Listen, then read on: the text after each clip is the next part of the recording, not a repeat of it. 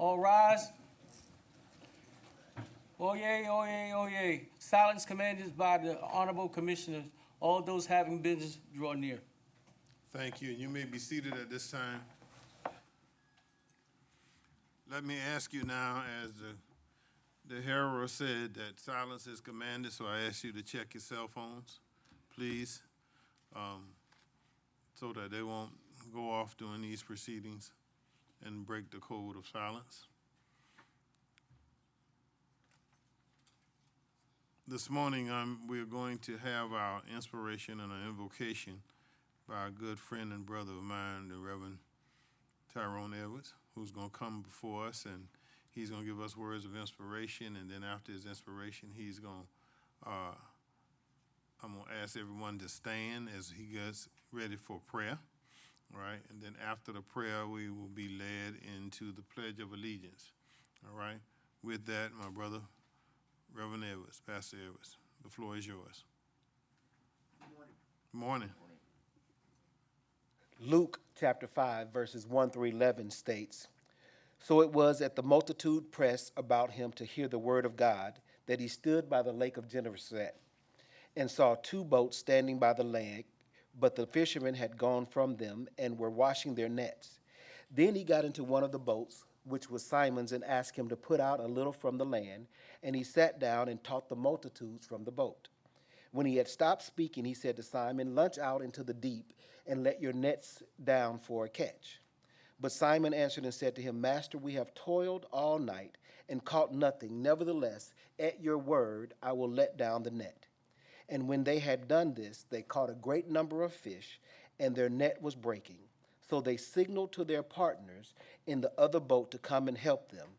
And they came and filled both the boats, so that they began to sink." I want to speak to you this morning from a message from the boat. Hope, help, and help for Chatham County.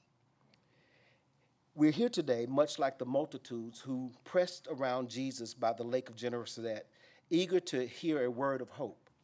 In Luke 5, we see Jesus step into Simon's boat and push out a little from the land. He then teaches the crowd from that simple fishing vessel. Today, I invite you to see this boat as your district. Just as Jesus pushed away from the shore, taking a step back to gain perspective, so too must county commissioners as well as constituents at times take a step back to see the big picture for all of Chatham County. This is essential to try to help each and every one of us work together so that we understand that we can always get a little help from our friends. Think about it. Jesus' teaching offered hope to the crowds. Every decision that is made in these chambers offers hope to this county.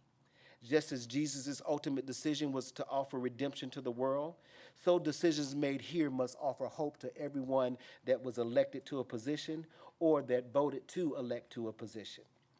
As we deliberate here today, as we remember the profound truth that stepping back, that sometimes this is people's only evidence of hope. We must recognize the humanity in everyone. As we meet today, we must recognize the humanity of the people that we serve, whether it be the commission serving the people or whether it be the people serving the commission. In many cases, the commission is the first line of defense for the marginalized, the middle class, the struggling, and the everyday citizen. But even more profoundly, they are the last line of defense because they are there for the ostracized, the outcast, as well as the overwhelmed. Consider those who come to church, come to these commission meetings as a last-ditch effort for relief. People whose voices haven't been heard, who cannot see a clear path forward, whose words get lost in the crowd. Just like the people who pressed in to hear Jesus in Luke chapter 5, verse 1, so constituents as well as council must take a step back and listen to one another, truly working together. There will always be a time when we will need help from our friends. Verses 6 and 7 tells us that after letting down their nets at Jesus' word, the disciples caught a great number of fish. Their net was breaking, so they signaled to their partners in the other boat to come and help them. They got a little help from their friends. What you do as commissioners can often feel like a thankless job. While one person may appreciate your efforts to help constituents, the county, and the community, there's often someone else who sees only the flaws, who sees only the things that you do as incorrect or not enough. But just like the fishermen mending their nets, you keep mending this county. There will be times you're hard work and you seem like there's nothing getting done, but know that God is always working in the background. I want to remind you that Romans 13, verses 1 through 14 tells us that all of our leaders are appointed by God. Psalm 75:6 says, exaltation comes neither from the east, nor from the west, nor from the south, but God is the judge. He puts down one and exalts another. God's hand is in every decision. So remember, as we work together from a community standpoint and from a counselor standpoint, that everything comes from God, and we are working together to glorify him. The good idea that sparked in your mind last night, that was God waking you up. The breakthrough on the budget that you think that you have the answer to, that was God providing it for you. The understanding that you came to with one another, that was God as well.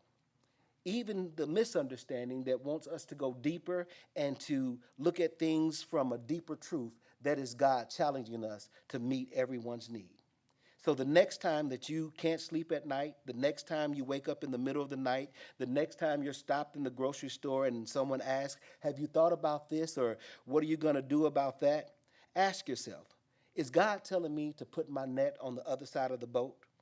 In your most vulnerable state, when you are weary from your counsel duties, when you're weak from your family duties, and when you're worn from trying just to maintain, God wants you to understand that there is still a great catch of fish out there if you just put your net on the other side of the boat. The message from the boat is clear. As partners moving this county forward, we are all called to help, to hope, and to help. The Bible says that they caught many fish, their nets were breaking, and they filled both boats until they began to sink. As your district goes, so goes Chatham County. Remember, you will need a little help from your friends. I close with this thought. Boats come in different sizes, styles, selections. All are carried by a body of water, whether it's a sea, a river, a lake, or an ocean. No matter how far they venture out, their ultimate goal is always to make it back to the shore to share their experience. May I suggest to you that the message from the boat be to help somebody, to give someone hope, and to help make sure that they make it back to shore in good health. Let us pray. May we stand?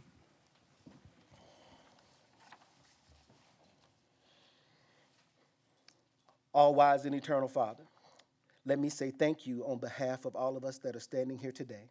As we've gathered here today to hear and do your business, Father God, for this particular county, thank you for everything that you've done, the abundance of health, the abundance of life itself, and the need to fulfill our calling and our purpose that you've called us to. Thank you, Father God, that you give us wisdom to meet together, Father God, today to allow us to hash out our differences as well as to come together so that we can move this county forward. Because as this county goes, Father God, so goes your people. Father God, for those of us who may lack wisdom, your word tells us to ask you for wisdom. So we ask for wisdom in this meeting today. Wisdom to govern, Father God, amid what may be conflicting issues and interests. Father God, wisdom to bring each and every one of us together. We ask, Father God, that the welfare of your people and the true needs of your people be met today. We ask, Father God, for a keen thirst for justice and righteousness today. We have confidence that you will do and have your purpose and have your will and have your way in this session. In the name of Jesus, we pray. Amen. Amen. Please join me in the pledge. I pledge allegiance to the flag of the United States of America and to the republic for which it stands, one nation, under God, indivisible, with liberty and justice for all. Thank you. You may be seated. To Pastor Edwards, let me again say thank you. All right. We have the certificate. We are not allowed to pay you, but we do give you this certificate of our appreciation for you taking time out of your schedule today and come give us your words of wisdom, letting us know sometimes we just have to cast the net on the other side to get the catch that we all need. Thank you, and God bless you. Roll call. Chester A. Ellis, Chairman. Present. Bobby Lockett, District 3, Vice Chairman. He's trying. Okay. Melinda Scott Hodge, District 2, Chairman Pro Tem. Anthony Wayne Noah, District 1. Here. Patrick K. Farrell, District 4. Here. Tanya Milton, District 5. Aaron Whiteley, District 6. Present digitally. Dean Kicklighter, District 7. Here. Marsha Buford, District 8. All right, let me have a motion, first of all, Commissioner Lockett is trying to get past the technical difficulties, but he's not here because he has death in the family, as well as Commissioners Hodge and Commissioner Buford. They're in class, all right, getting certified. So may I have a motion to excuse them, please? Motion to excuse. Second. Properly motion is second that we excuse those who are not here because of death and because of training. Are you ready for the question? All in favor, please cast your vote. Commissioner Whiteley, how do you Yes. vote? Commissioner Whiteley votes yes. All right, that's everyone.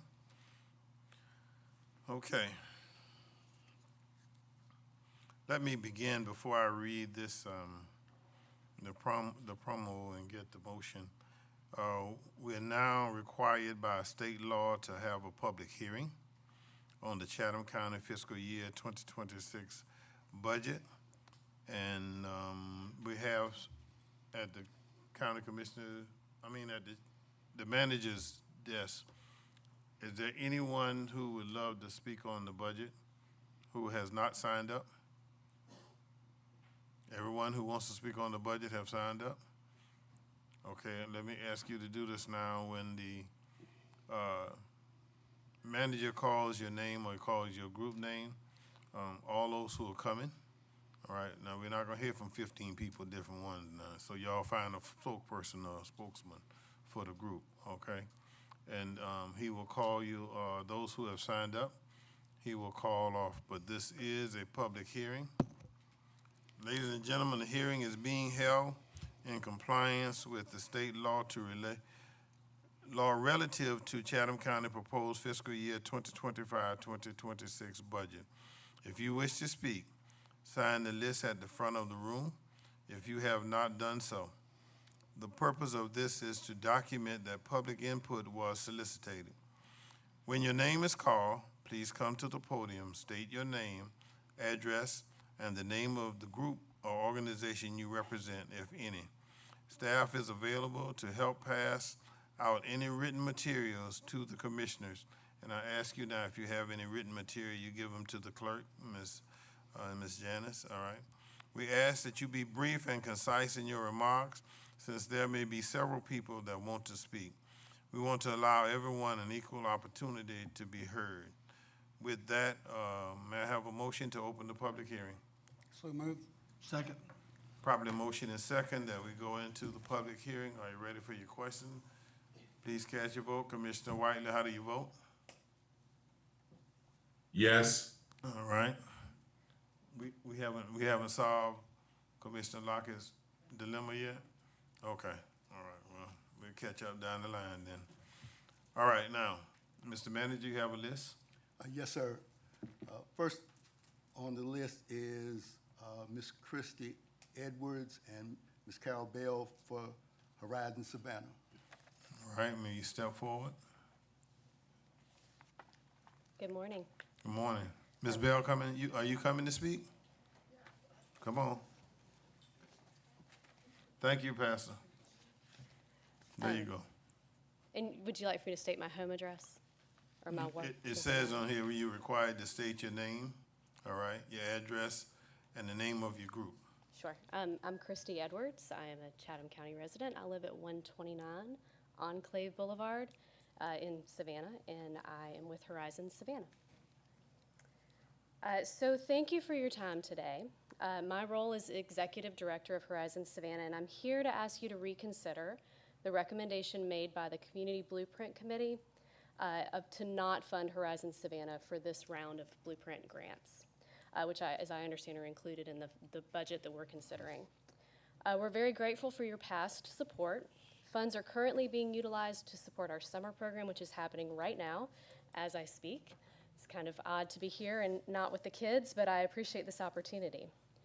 For those of you who are unfamiliar with us, we're a nonprofit organization that operates in partnership with Savannah Country Day School. We provide free 6-week summer programming and school year programming to over 350 income-qualified public school students each year. During the summer, 300 of these students participate in the 6-week program on the campuses of our host institutions, which include Country Day, Savannah Christian, and Bethesda Academy. These host schools provide all facilities to our program in kind. We are an academic program at our core with our focus on reading, math, STEM, and project-based learning. There are 3 components of our summer program: academic learning, social emotional wellness, and swim lessons. We're a national program that's been in operation for 23 years here in Savannah. You funded our program in the amount of $60,000 per year in 2024 and 2025 through the Community Blueprint program to support what we do during the summer and our school year book club program, as well as after-school enrichment programs. Last year, we served 346 students from every zip code in Chatham County through our Blueprint-funded programs. What's different about Horizons is that we make a long-term commitment to students and families for over 9 years, from K through 8, high school, and beyond. We have a high level of professionalism, highly qualified leadership and faculty, and we commit to best practices in youth development. We are data-driven and have measurable outcomes. The same students participate all 6 weeks, and we use pre- and post-testing to determine growth in reading and math. The following Blueprint strategies are supported by our program, and some of this isn't reflected in the application because there's just not, this question doesn't come up. We support employers to increase retention and reduce turnover in the workplace because we're providing free summer care to parents who may not have the ability to pay for summer care, so that gives them stability to maintain employment. We increase economic mobility by reducing barriers and creating opportunities for quality employment for young adults and the economically disadvantaged. 25% of our faculty who are paid to work in our program are alumni of Horizons. They learn soft skills, build employment history, lead their peers from their own neighborhoods. Additionally, our graduates enroll in college at a rate of 75%. The national average for a similar population is 51%. Of those students, 61% stay in college or have graduated. If you compare that to the national average, that's about 56%. When I look at the photos on social media of the Chatham County Commission, the youth commissioners, who I saw some of them are here today, I recognize at least 3 of them as being current alumni of Horizons. So we are building leaders. One of your Blueprint strategies or your goals is to reduce discipline referrals resulting in out-of-school suspension for students. And a retrospective study of Horizons showed that compared to their peers, Horizons students have fewer discipline referrals and better attendance, which we know is a challenge right now in our school system. We promote reading and numeracy achievement on grade level through early intervention and comprehensive development.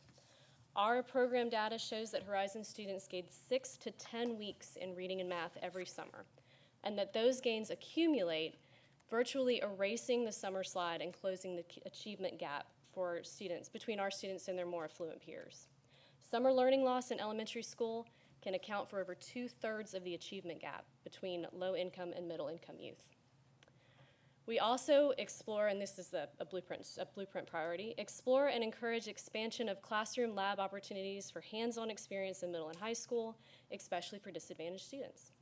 Our programs take part in a multitude of hands-on learning activities, including STEM, culinary arts, maritime industry exploration, engineering, coastal ecology, all activities that will help encourage them to explore career fields unique to the coastal empire. You also are looking for programs that implement 30 minutes a day of physical exercise that fosters leadership, sportsmanship, and social skills. Our swim lesson program is life-saving, confidence-boosting, and encourages a healthy lifestyle. We are very proud to run a massive free swim lesson program for the last 20 years plus. And for the last 3, we've had the only competitive swim team that focuses on swimmers who are underrepresented in the sport. So the 2 issues that were raised by the committee that makes the decisions about this funding were that our cost per student seemed kind of high, and that we're using the funding to pay for salaries. So I'd like to address those two concerns. So if you look at our budget for this past year, we have $419,788 in programmatic costs for all the programming that we provide. If you divide that by the unduplicated county residents that we served in all programs last year, which was 349, that's a cost of $1,200 per student for 190 hours of programming. I can break that down further to tell you that it costs you $6.32 per student per hour. Our county funding represents 9% of all the funds raised to support our organization, and by far our highest expense is staff. We are a program that utilizes borrowed facilities, and a lot of in-kind expenses are covered in that way. So we hope that you would value the expertise of our teachers, who are often certified district employed teachers that work for us during the summer, youth development professionals, and our local kids who are in high school and college that are earning a living and doing something productive over the summer.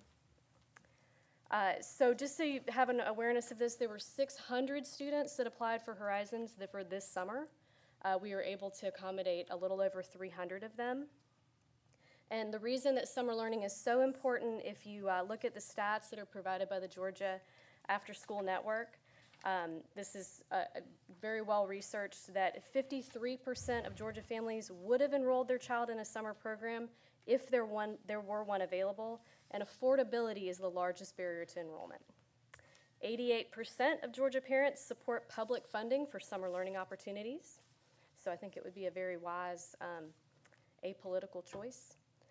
And $1 invested in summer programs leads to a return on investment of $2.64 in reducing juvenile crime, risky behavior, and increased academic performance.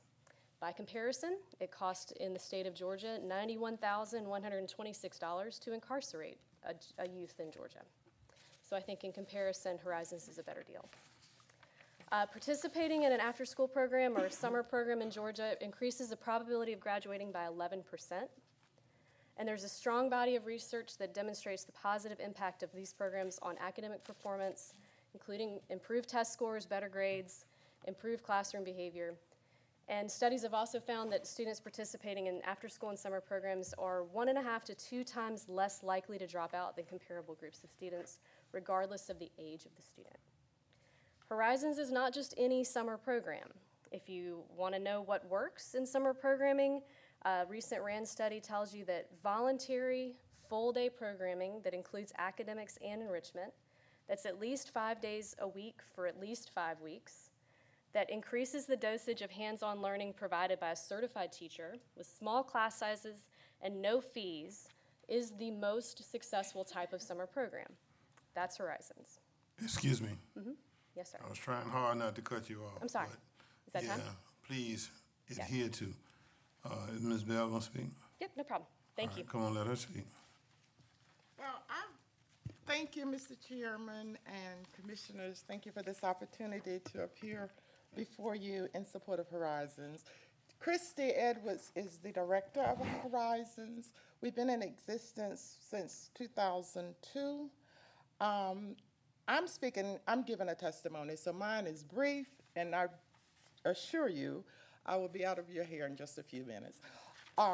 Just allow me to say, I think it's very important that we, one, investigate and find out what programs work in this community. And those are the ones that I would encourage you to support. She gave you the history of Horizons, she gave you the stats, but Horizons is not just a Savannah program.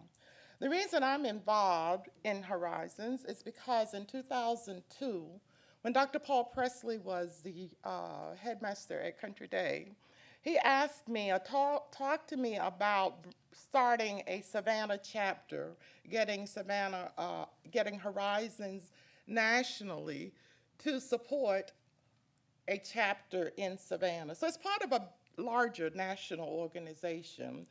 So this is not a program that was created by a group of well-doers in Savannah. I traveled with him in 2002 to New York, and we were able to apply and got permission to start a program in Savannah. So it's been in existence since then. You've heard what happens in the program. It's an academic program that prevents academic loss, education loss during the summer. Oh, I don't have to tell those of you who are parents and those of you who are educators that over the 3 months during the summer, if children are not gainful or if they are not engaged in activities during the summer, the likelihood that they forget some of what they learned during the school year is very high. So in a very fun way, Horizon exists and has existed as a partnership on several campuses in Savannah to prevent that academic loss over the summer. So if I can just give you a few stats this data comes from the 2023-2024 school term. Horizon served during the summer 306 participants on 3 sites. There were 18 youth volunteers provided. There were 96 summer faculty members. There were 2,254 swim lessons, which I'm a big advocate for. Swim lesson taught because, needless to say, our children in this area need to learn to swim. But the most important thing I can say to you, because you're looking at the dollars, according to the Georgia Statewide After-School Network, the return on investment, and I think that's what you'll probably be interested in, it was calculated as $6 for every dollar spent, or 600%. So for the benefits that we in this community get from a summer enrichment program like Horizon, I encourage you to go to the website, look at the stats, look at what has happened over the last 22 years, and I encourage you to continue supporting this enrichment program, summer enrichment program for kids who may not be able to, most of them are not able to afford an academic enrichment program during the summer. So I encourage you to rethink. Thank you. All right, thank you. Mr. Manager, just before you call on the next participant, let me reiterate my last statement to you all. We ask that you be brief and concise in your remarks, since there may be several people that want to speak. All right, please, ma'am, please, sir, adhere to that. Go, Mr. Manager. Who's next? Yes, sir. Next, we'll ask Mr. Todd Martin to come to the podium.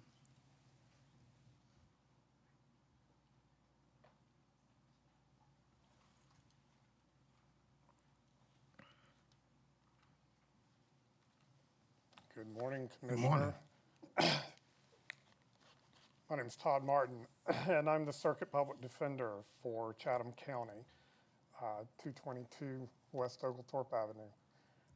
And to make it brief, I'm asking you to adopt my budget out of fundamental fairness and equity. The legal secretaries, paralegals, and criminal investigators in my office have been paid a lot less than their counterparts through every department in the county for 21 years. And there is no good reason for it that I can think of. I'm not asking that my staff make more than anybody else. I'm just asking that my staff makes the same as everybody else. I mean, otherwise, what do I say to them? And I'm not being disrespectful, but that's not a rhetorical question. What do I say to them? For 21 years, you've been paid less because what you do is not as important? You're not as good? What do I say? I have a question. Yes, sir.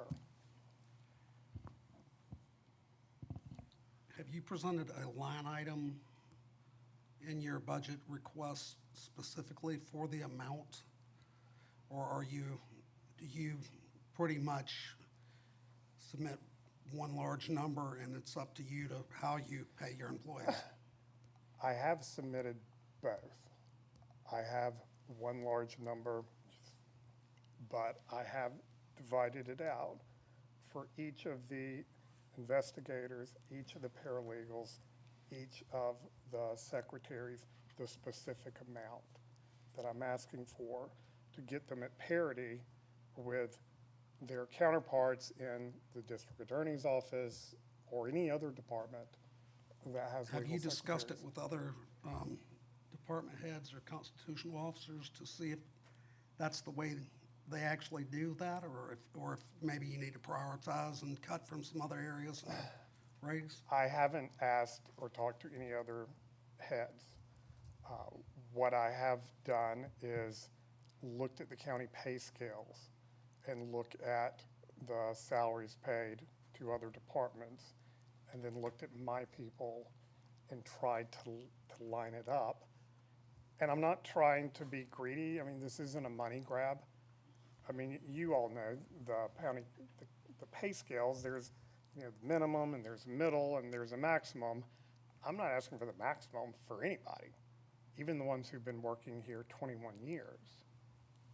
I'm middle or less than middle, but my chief investigator makes $45,000 less than the chief investigator for the district attorney's office. And he's been with my office for 17 years. He's been post-certified for 37 years. My chief legal secretary, who supervises 13 other staff and trains them, has been with the office since the day it opened, almost 21 years ago. She makes $16,000 less. So what do I say to her to keep her? I don't have the answer. So I know asking for all of this at once is a lot, but it's been 21 years of this. And just to get to here, yeah, it's going to be a lot. But the good thing I can tell you is I do have some money to bring to the table. I have $600,000, I guess we could say, in reserve. Over the years, when we have positions, attorney positions that can't be filled because there are shortages of attorneys or they're getting paid more somewhere else, the money's already encumbered, but it doesn't get spent. And over 3 fiscal years, that's climbed to $600,000. So if we take that $600,000, that puts a huge dent in what I'm asking for. That'll pay for everything I'm asking for almost 2 years. Further, one thing else I wanted to point out is the electronic monitoring program that I created. I oversee it. I make sure it runs. I make sure the money is being spent wisely.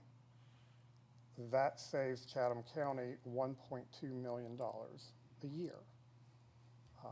That also goes a long way to getting my people to where they need to be. So I'm not sure how many other departments can come in and say, I'm saving you $1.2 million. I don't think there are that many. So put it in that perspective, $1.2 million and the $600,000 that we have built up, that makes the ask not as much. Beyond this fiscal year, it'll be a lot easier. If everybody's at the same level, then if the county chooses to give people 2% or a 3% merit raise if they're deserving, then it just goes up 3%. Right now, it's, for some people, it would go up 40%. But think about, for the last 20 years, these people have been making 40% less. That's a lot of money. Sure. Yes, sir. the district attorney came before us about a year or two ago now, and she pretty much stated, and she had the same type problems, not being able to retain the attorneys and everything because of pay disparities. And I recommended to her that, or I asked if she would be willing to utilize the extra monies from the job she couldn't fill to bring the others up to speed, but then agree not to hire, basically eliminate the vacant positions, the ones that you hadn't been Right. able to fill anyway, to cover it. Would you be willing to do something like that if this board would do something like that? I will do whatever the board thinks is best. I believe it my- helped her a lot doing that because you're not And- filling the positions anyway. And Right, I mean, if we're not filling positions, then let's use that money to help retain the people we've got. My only concern is the case numbers that the attorneys are carrying now are 3 times what the American Bar says they should be carrying. okay, let me ask this, Michael, is that something that we could work with him as far as, he says he has 600,000, so basically he's needing 300,000 a year to bring it up because he said the 600 will pay for 2 years. Could we work with him on something like that where he could utilize for this next 2 years or whatever, and then just go from there with the understanding he's not hiring more Well- people as of now? Well, Commissioner and members of the board, this has been an age-old problem that we've had in trying to keep pay parity between the public defender, indigent defense, and the district attorney. They all have attorneys on staff.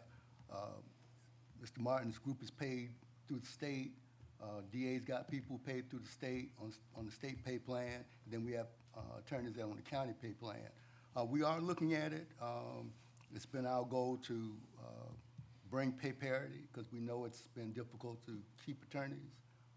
But as he's indicated, the money he's talking about is salary savings. That's non-reoccurring revenue. The other issue is. That's why I recommend freezing, So, if that's the and case. I don't think he's gonna be able to, with the caseload, say we're not gonna fill attorneys. That's just creating another Right. problem. So I do have staff looking at it. We are going to make a recommendation to help him with the pay parity issue, but I'd actually give us some time to look at it and bring back a recommendation. All right, sounds good. And this Mr. is Chairman? something this is something you've been looking at ongoing, right? Okay, Commissioner Whiteley? Thank you, Mr. Chairman. So, Mr. Costin, just to be clear, you represent Public Defender's Office only, or do you represent Public Defender's Office and Indigent Defense? It's just the Public Defender's Office, Commissioner.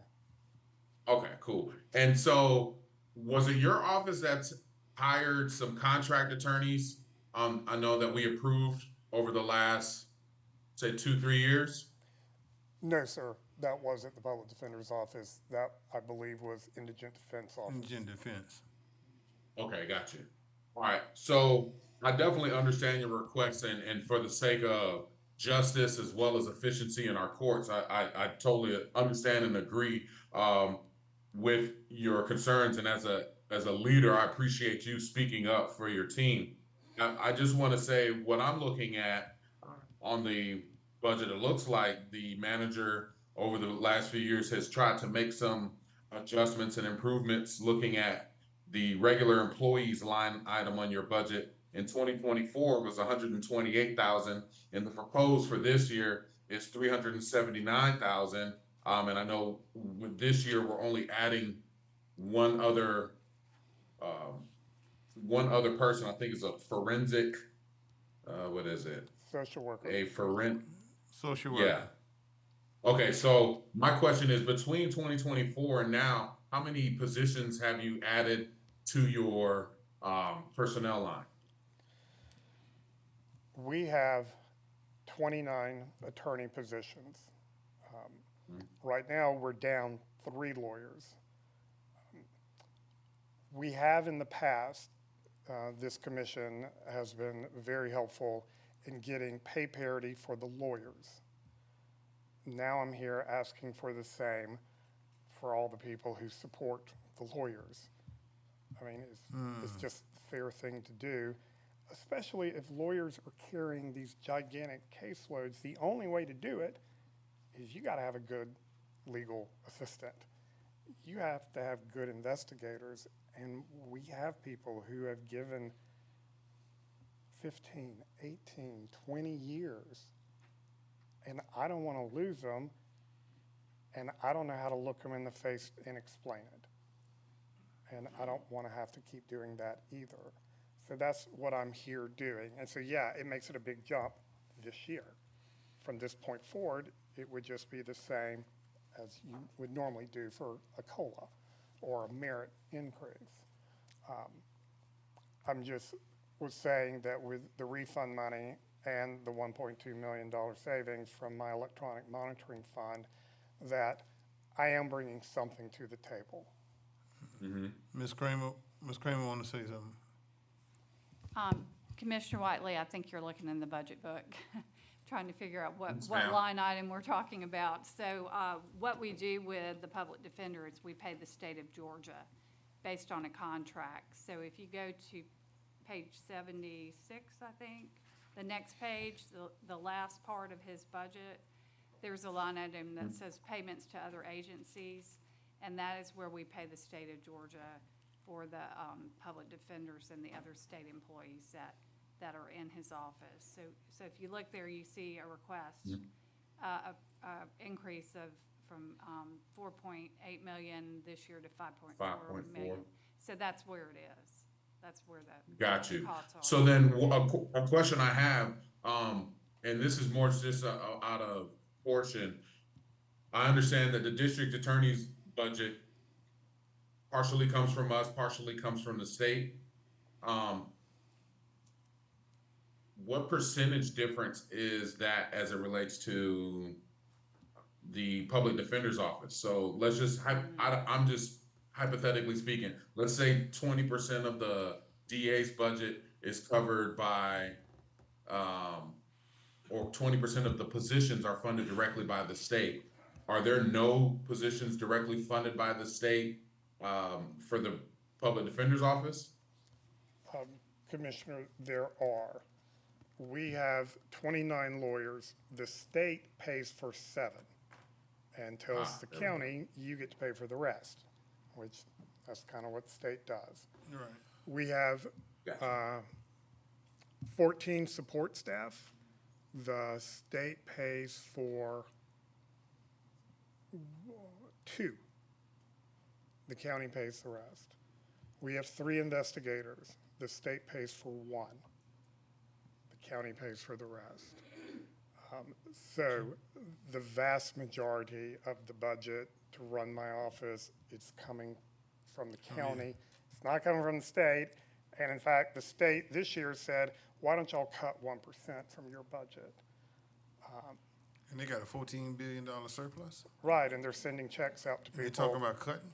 They cut our budget by 1%, even though they increased a lot of other people's budgets, including the district attorney statewide budget.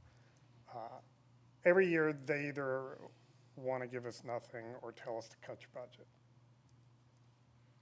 Well, hey, I totally understand, and I don't think we should go down the road of getting ourselves frustrated with what the state is or isn't doing. I will just say in closing that I definitely understand your request. I appreciate you bringing it to us, and perhaps we could work together to lobby our legislature, for the next legislative session to see if we could kind of work on this as it relates to court efficiency and the cost that we save when our courts are operating efficiently, especially if we have people who are in the jail who are being served by your office. We're paying for that. So I think there is definitely a case to be made for us to try to help you out in more ways. But I do just, again, from my perspective, looking at it, I do see that there is an effort to increase your budget. And it seems relatively significant in the regular employees line. But thank you for giving me a clearer understanding of, kind of who gets paid by who in your office. That helps me a lot. Thank you, Commissioner. All right. And unless anybody has any further questions, that's my time. I have one question for Michael, for the manager. Since he has the 600,000 and I understand the fear of him losing good employees. If y'all sat down together and you discovered the serious pay discrepancies between his employees and other similar positions, could he not, and this is the part I don't know how it would go, but I mean, because I wouldn't want to offend every other employee in the area, or in the county. But if his is truly underpaid, could he not offer a bonus that would help retain until y'all can work out the discrepancies? We really don't do bonuses. What we can do is I'll have my HR team kind of review his salaries in his department. Yeah. And if there are true disparities, we can make adjustments. Okay, great then. Thank you. Thank That's you. what we'll be. All Thank right, you, Chairman. sure. Thank you. Carry on, Mr. Manager. Who's next? Mr. Kenneth Kale with the Indigent Defense Department.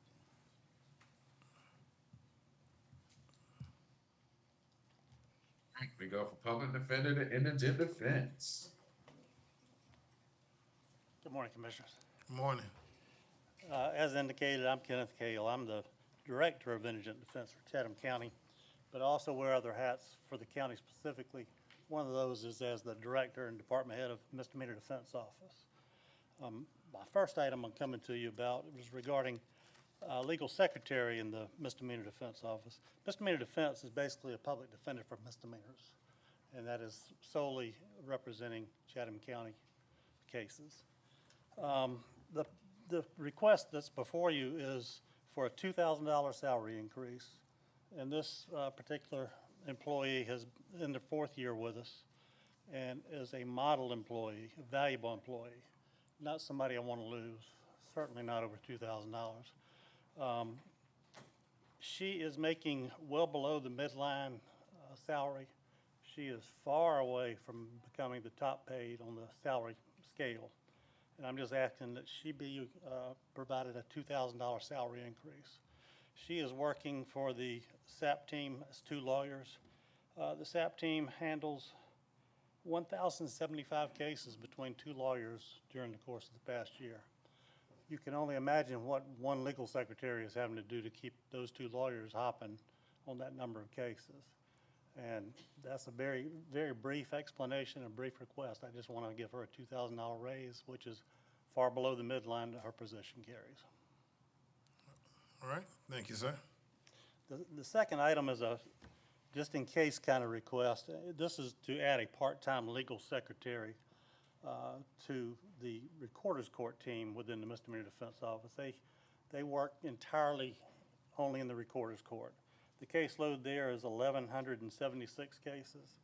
It is getting too much for one legal secretary to handle and be efficient.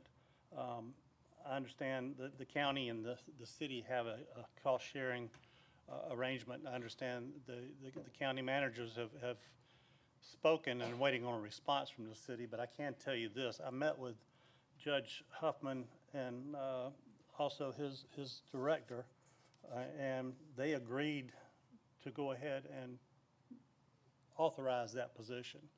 And it's just a matter of working out the details, but I'm here just in case it doesn't happen.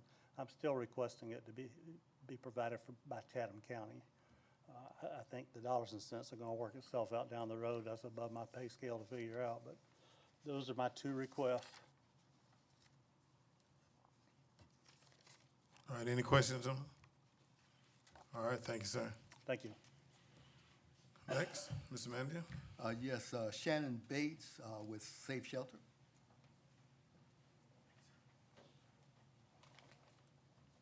Good morning. Good morning. I'm Shannon Bates, the CEO with Safe Shelter, and I'll be brief. We had applied for a blueprint funding, and we'd like a reconsideration. I've been helping homeless and people in trauma in Savannah for 30 years, and we've come up with a really great idea for our kids that are prone to violence in this area. Our ROI will be seen in about 15 years. So Safe Shelter has been in Savannah for 45 years. We're one of the largest shelters for women and children in the area. We have 48 beds. Of those 48 beds, 18 are taken up by women, about 30 by kids. Our average stay for these kids in trauma is 42 days. And since Safe Shelter's been here for 45 years, we started to see people come through our doors who had been kids at Safe Shelter.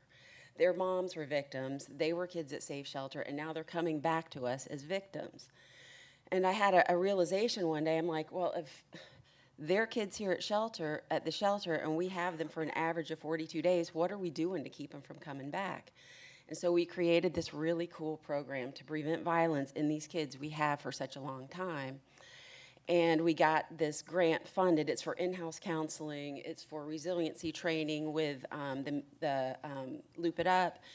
We brought in collaborative community partners. It's with de-escalation, nonviolent interaction with the Mediation Center. And we're the only domestic violence shelter treating future victims or little perpetrators running around out there this way.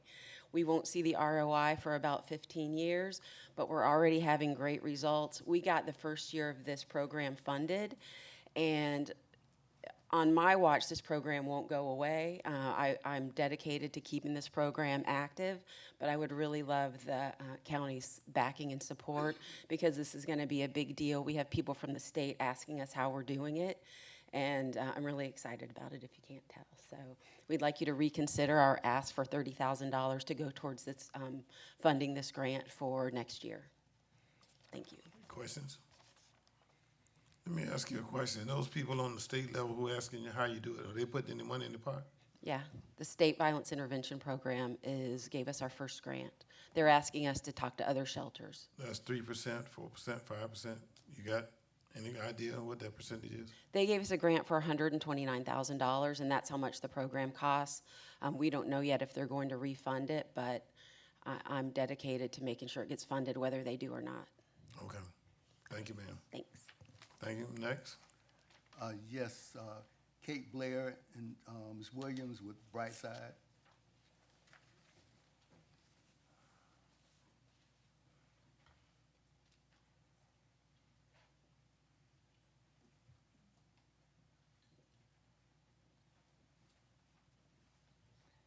Good morning. Morning. Kate Blair, with Executive Director of Brightside Child and Family Advocacy. This is Lania Williams, our Brighter Futures Program Director.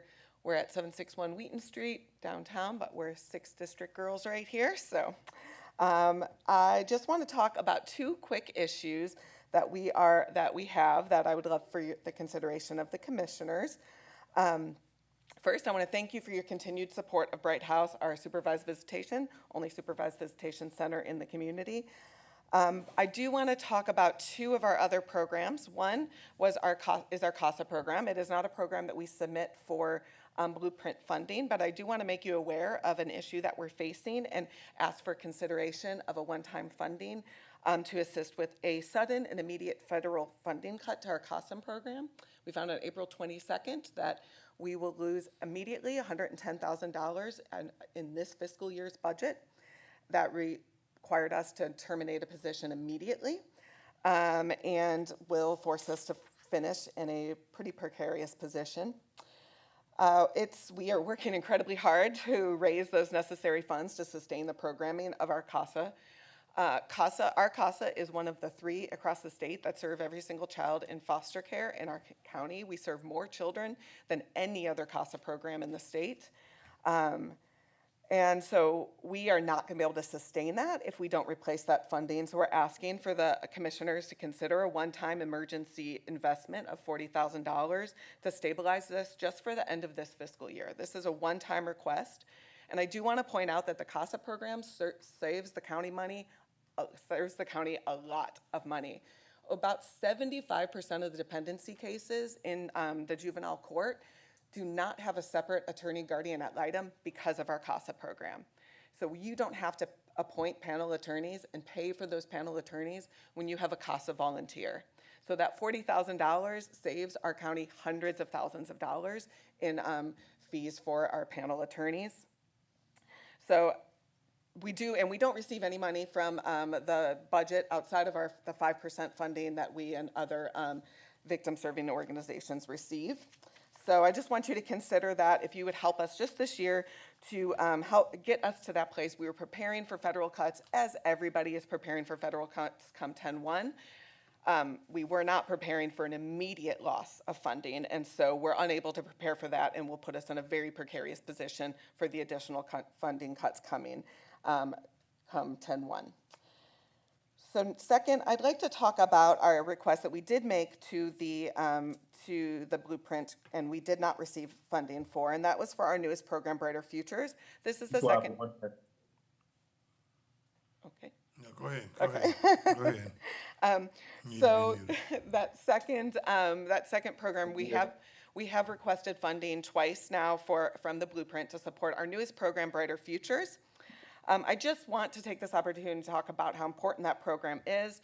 As you know, we're the only nonprofit that's serving foster children funded by Chatham County. And this program in particular supports a population that's really not supported by anyone, even including DFACS.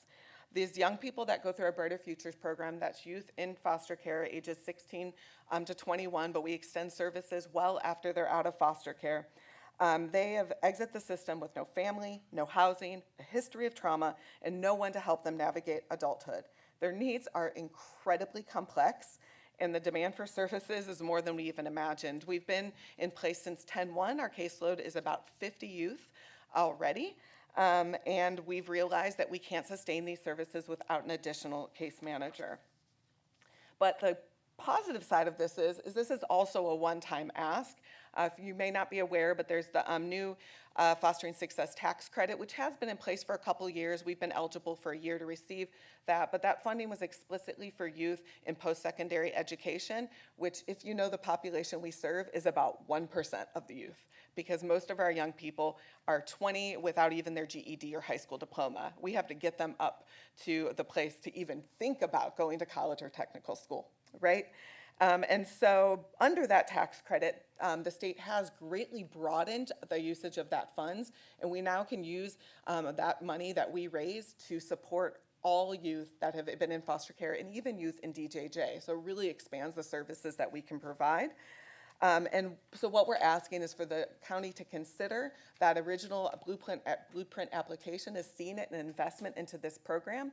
If we're able to hire another case manager to help us build that capacity, we can really spend the next year going after that Fostering Success Tax Credit, which means redirecting state funds to our community. The money that they're keeping in Atlanta, we're going to fight to keep it here in Chatham County. So that would be no additional cost to the county beyond this year. And you may not know, but 1 in 3 incarcerated men, and all research shows this, have been in foster care. So not only are we saving the money for our state in how we support our youth now, but also in the cost that our county and state would be paying later. So I do want to just hand it off to Z for just one quick story, because I want you to hear the power of the Brighter Futures program, how in such a short period of time we're able to make such incredible difference in the young people that we serve. Happy Friday, Commissioners. After placing 50 names in a hat, I selected one. Michael entered the Brighter Futures program at the age of 19 years of age, just after he was released from jail with a felony 6 months ago. He had no family support, a long history of trauma, and a diagnosis of PTSD. Years in unsafe group homes had left him with a criminal record and no formal education since middle school. DFACS was preparing to remove him from foster care, not because they did not care, but because they simply did not have the resources to meet his complex needs. However, Michael needed someone to believe in him and have all of the resources to help him find employment, housing, and supportive services. Since joining Brighter Futures, Michael has passed 3 of his GED exams, and if you guys know anything about that GED exam, it is very rigorous. Not only that, he is working full-time for Be Smart Home Solutions, doing regularization work at $20 an hour. He's almost making more than me. In a couple of weeks, he'll move into his own apartment. He attends weekly therapy sessions and recently shared that he wants to attend college this fall. Michael's progress isn't a miracle. It's what happens when a young person finally gets the right support at the right time. DFAC's staff care deeply, but they simply don't have the capacity to help older youth transition successfully into adulthood. As the program director of for Brighter Futures, I'm asking you, each of you, not just to fund a program, but to invest in real lives like Michael's. When the system falls short, of course, we know what to do, step in. With your partnership, we can continue to show up for youth like Michael who deserve more than just survival. They deserve a future here in Savannah. Thank you. Questions? Yes, ma'am. I got one question. Thank you, Mr. Chairman. With you losing the funding, the federal funding, are the state gonna take over and give you more? I mean, No, no. The federal funding that we lost was a specific grant through National CASA, and only 3 CASA programs, highest performing CASA programs in the state that needed capacity received those. So it's through National CASA, which of course has appealed. Nothing is happening with that. No progress is being made. And we've requested Georgia CASA to step in and assist with funding, but they are declining to do so. Okay, got you. I'm sorry, I understand. It's terrible, Yeah, but we'll dance our way through it. right, that's right. All right, Commissioner White, you had a question? Yes, sir, Mr. Chairman. Thank you, Ms. Blair, for your presentation. Just out of, I might have missed it, the Brighter Futures program, approximately how many youth do you plan on serving with that? So right now our caseload is about 50, and that was from 10-1 to now. So the capacity is pretty extensive. I would think right now we're having to decline any further referrals. We don't have the capacity to take any more, but it would be upwards of 100 youth probably by the end of next year if we're fully funded. Okay, and then with the emergency funding that you mentioned, which is not reflected in this budget or in your budget request, is that just for the remainder of this calendar year? Yes. So it's just to help us with this deficit, which it threw us into a $80,000 deficit. We've been able to raise about $40,000. And so this is just to help us the remaining of that. And then, so what are your plans to fill that void, for next fiscal year? Right. So we've been planning without going too much into our budget planning because it's not been fully released to staff or anything, but we've done some significant cuts that will come 10-1, but also reallocating from our other programs. The thing about our CASA program is it's done a really great job of being self-sustaining. So we've reallocated some of our unrestricted funding to the other programs. We're asking some of those other programs to make more significant cuts, including working on some of our overhead costs with our other programs that are more significant. CASA has very little barely any, because DFACS is very kind to allow us to be in their space. Very little overhead costs. So we're really trying to move unrestricted funding from other programs to sustain, but we can't do that within a 2-month period. We need a little time. Okay, well, thank you for that. All right, anyone else? Thank you, ma'am. Thank you, Next. appreciate it. Yes, sir. Last on the list is Ms. Jones, the district attorney. Good morning, Mr. Chair, county staff, finance, and the honorable members of the commission. My name is Shalina Cook Jones, and I'm proud every day to serve as your Chatham County District Attorney. I want to start by saying that we are here because I believe our budget workshop was rescheduled until this morning. I am glad to report that our office is completely satisfied with the budget that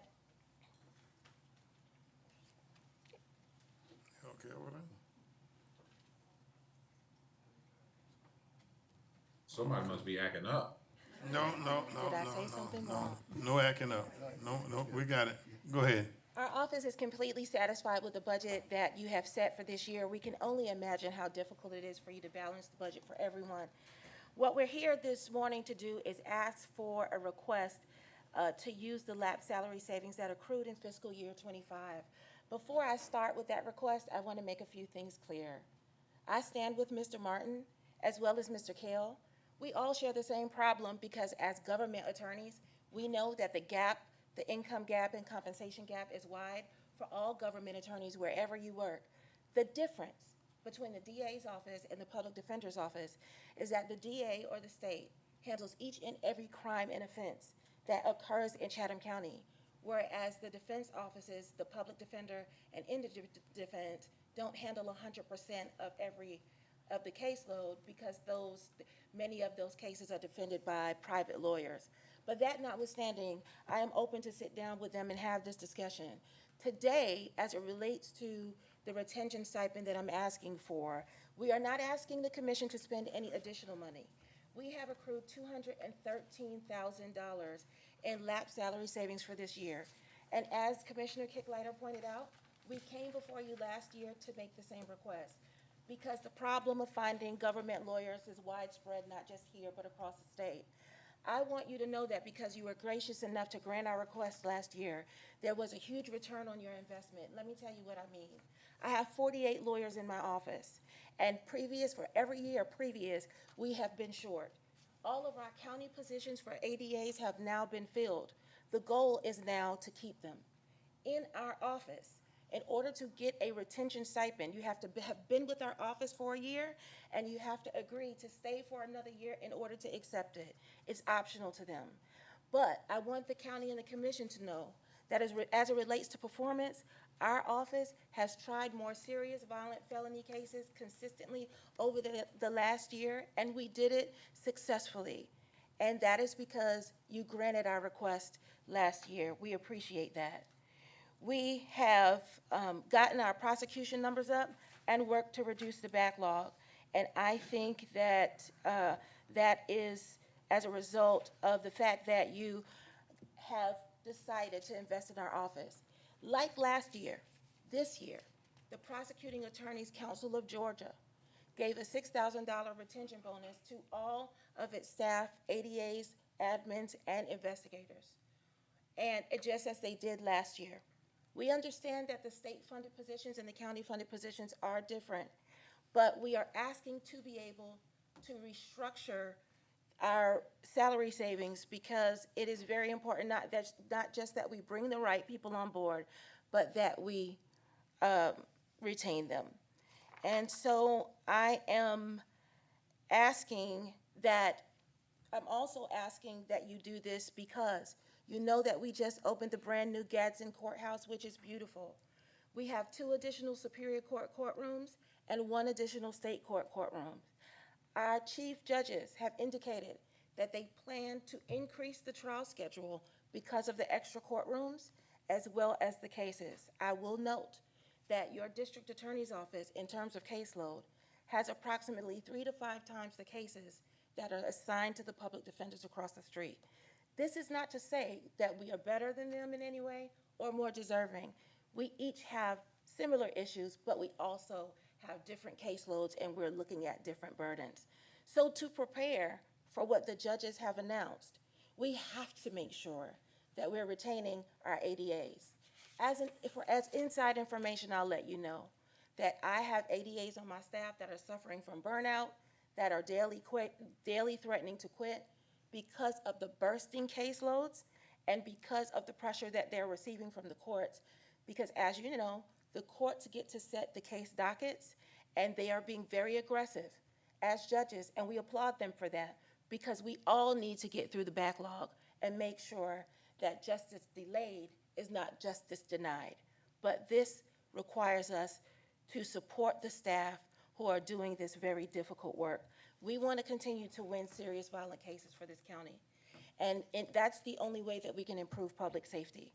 And that's why I'm making this request, not for more money, but just to reuse what we saved to structure a one-time retention stipend to keep these prosecutors and staff members going. Thank you. Questions?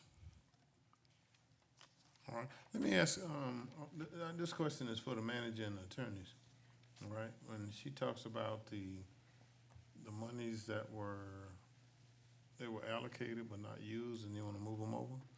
That's salary savings, and traditionally, we haven't let departments use those salary savings. It rolls into fund balance. Okay. Do we have a legal question as to whether you can or cannot use that, John? You don't? All right. Listen, I'm sorry, because honestly, I'm catching you off balance, all right? And I realize that. You need to get me, and I think it'll be good to go to all the commissioners, get me exactly what we can and cannot do, because I don't want to bump heads with the state. You understand where I'm coming from now? Yes, sir. I don't want to do anything that's going to create a negative effect from the state, all right? And saying that you all did this, so then y'all gonna take this on yourself, you know, because they like to kick the can down the road. So let's get me and then get to all the commissioners, all the insides and outsides as to whether we can or cannot. Well, all that's right? strictly. I know what you're talking about Yeah, traditionally, but I'm talking about, is there anything legally that says we can or cannot? All Yes, right? sir. We'll do So that. get that to me, and let me study it and get it to the commissioners. All right? Mr. Chair, I know that you trust your able counsel. I would like to add to that. There is, the only time you are legally constrained on how you use your retention funds or your lap salary savings is when you are increasing the salary of the district attorney. So every All right. every Let 'em salary get that to me. that we get, that our office gets, the DA is not included, and we're not asking to be included in this, Okay, of course. right, okay. All right. Anybody else? Thank you. Thank you. That's May I it? be excused? That's everybody. That's everybody? Yes, sir. Let me have a motion to close the public hearing. Second. Properly motion and second that we close the public hearing. You're ready for the question? Please cast your votes. May I Thank be you, ma'am. excused, sir? Yes, ma'am. All right, Yes. Commissioner Whiteley votes yes. My light when it works, okay. Good. Let us now go on to proclamations and special presentations. And at this time, I want to call Pete Hoffman, all right, to come to the podium.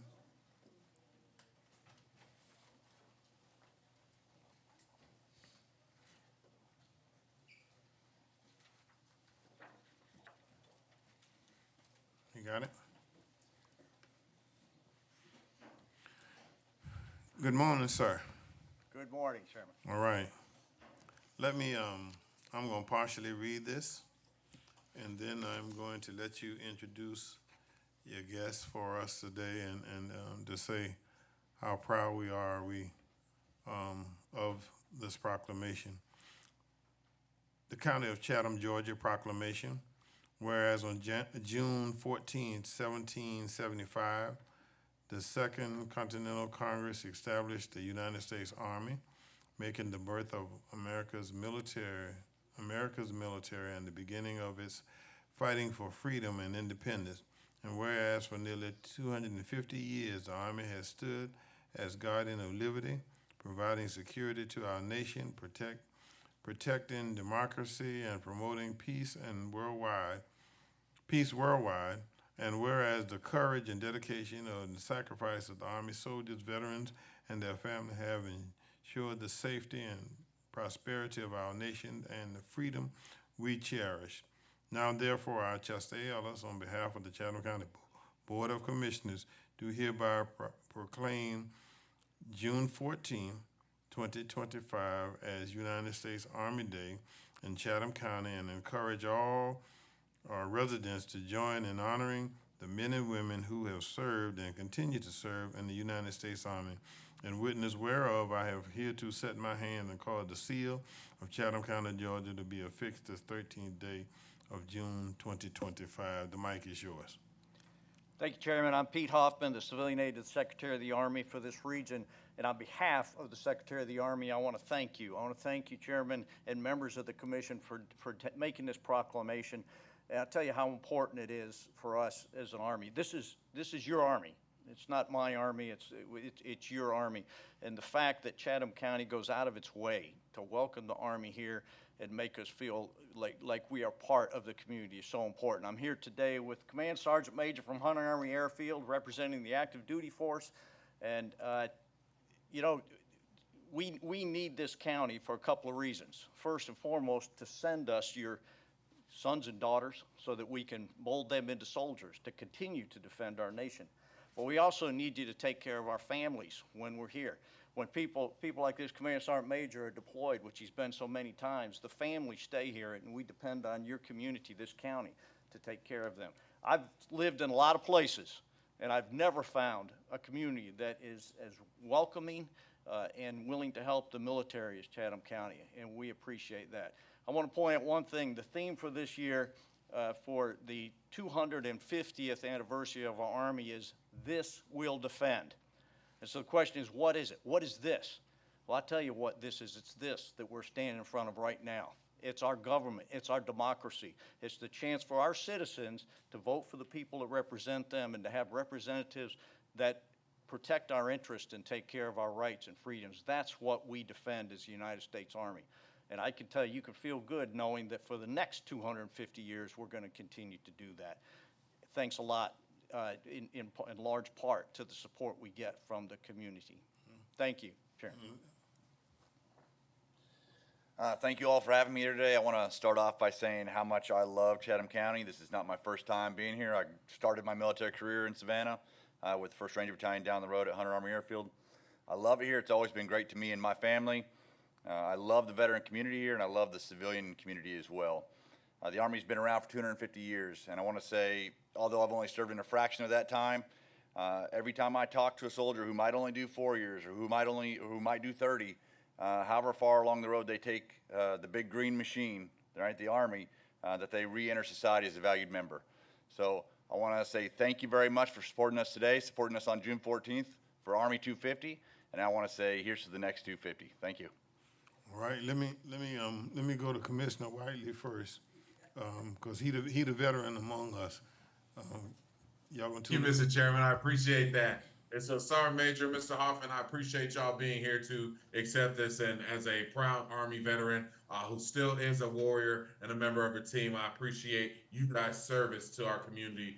Please pass on our appreciation to the rest of the Army folks over there on Hunter, as well as on Fort Stewart. And I hope you guys have fun at the concert. The concert's this weekend, right? It's the 27th. Okay, so the end of the month. All right, well, I might be able to be at the concert. So if you see me, I may not have my PC on. I'll probably have my hands in my pocket, Sergeant Major, but, you know, don't hold that against me. Hey, stay off the grass, sir. Thank you. All right. Commissioner Farrell.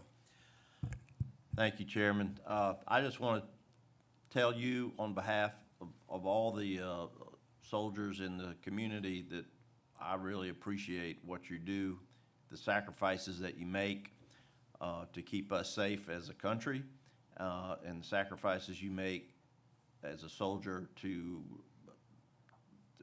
for your family and for your work. I know sometimes the pay isn't as good as maybe on the civilian side, so there's a sacrifice there. And I really appreciate all the veterans that stay in the area when they do cycle out of the service. They're a valuable asset. They're heavily recruited for different jobs, like at the ports and different places. They're very valued, and we want to make sure that they know they're valued. And you know, please hang around, even if you came from parts far away. We were very welcoming as a community and as a county to keep you as a long-term citizen. So again, appreciate everything y'all do, and thank you. Anyone else? Yes, ma'am. I just want to thank you for your service. Thank you for your service. Now, you going to the parade?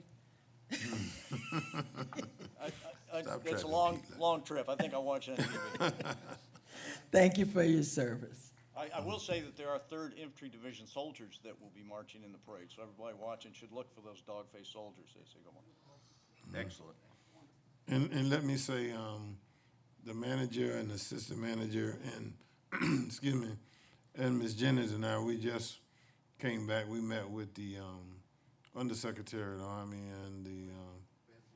and for the installations, yeah. And there is a program that we're working with trying to get the things together so that we can present it to this body. All right, and I know, Pete, you know about it because we've been working on it for a couple of years. I tell you, we're right at the threshold now. We're getting ready to cross over that threshold where the men and women at Hunter, all right, who actually, a lot of our community folks don't know this, but 70% of the soldiers who are stationed at Hunter have to live out in the county. They can't live on base, and so we're making some real good strides, and I want to let you know now, I was hoping you were there, but you couldn't be there on Wednesday. But we are at the point now where I think we're going to have something to present to this community in partnership with the military, okay, as we go forward. And so we look for every year to be, and especially since it's your birthday, all right, and let me say happy birthday to all of you, all right, and to please give our regards to all the men and women who serve, and we thank them because folks like me sleep better when they're on, especially after all that happened yesterday, all right. I'm just wondering if we are going to get caught up in something that we don't know, but the one thing I have blessed assurance in is that whatever it is, we're ready, all right? Are we taking a picture? Okay, all right, she wants you to turn around and face the camera, all right? And if you bring. Do we have Chap or the chairman else? in the same picture, that works.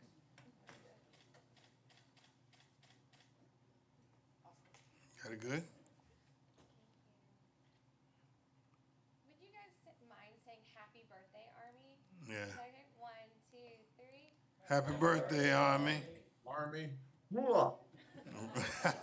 All right. Thank you, and God bless you, all right? Good to see you.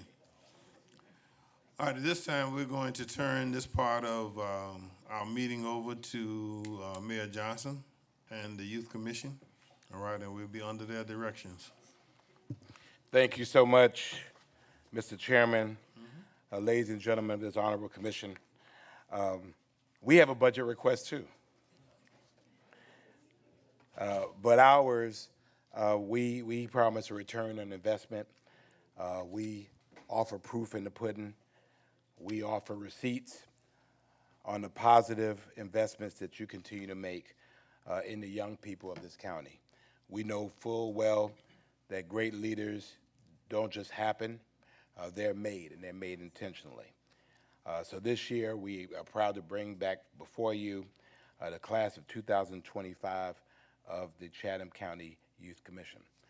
For fathers and for someone like me who has not birthed any children, I will also tell you that I have about 1,700 young people of all grades, genders, races, nationalities, and interests. But one thing they have in common is they're all great. This county in 1991 made the unique choice to be able to invest in young people proactively. And certainly here we are now, well over 34 years later, still growing young people. Michael Hightower is here, and Michael Hightower is a friend of ours from years and years ago. As a matter of fact, he was a Fulton County Commissioner in 1999 when we helped him start the Fulton County Commission, which is still in operation. And we still have and still go around the country being invited to teach commissioners and councilmen from around the country, both in cities and counties, about how to do organically what you all have done here naturally for the last over 30 years. This does not happen easily. It happens through hard work. And so I certainly thank Mr. Kegler and Assistant Manager Kramer for the work and the support that they give and how they help our team to continue to work with us. Denise Fields is an absolute jewel. We absolutely love her, and we appreciate her so much for her work, for all of the things that we need, and she helps make them happen. And then, of course, our team, Ms. Octavia Brown, who could not be here, Ms. Linda Gordon, Ms. Idell Boswell, Ms. Gordon, and Ms. Tribble is here, y'all stand, and Ms. Willie Mae Knight. These are volunteers. In this program, 100% of the money that you allocate to the Youth Commission goes towards program. None of us, we all do this as volunteers, and we do it because we recognize the assignment. The assignment is to have someone who could pay our Social Security. And so we need them to be as paid as they can be, as successful as they can be, to help us all in our older lives. And then we thank our partners in progress, parents. We become a part of those villages, and they work with us, they stand with us, and so we share their day with them. So all of our parents, please stand and accept a round of applause. All of our parents, grandparents, aunts and uncles, and all of them. So we thank them all for what they do. Mr. Chairman, would you please join us as we salute our graduates? And we're going to ask, as we call each graduate, whatever parent is here, I mean, this is your day too. Come get this picture. You pay for this, so we want you to come and salute these graduates.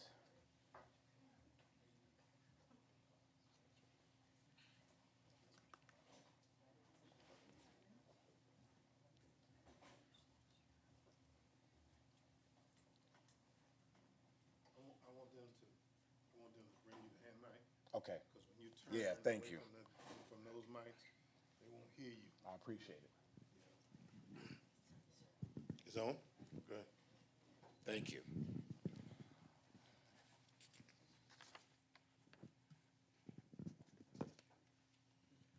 So Miss Sierra Lowry is our chairperson.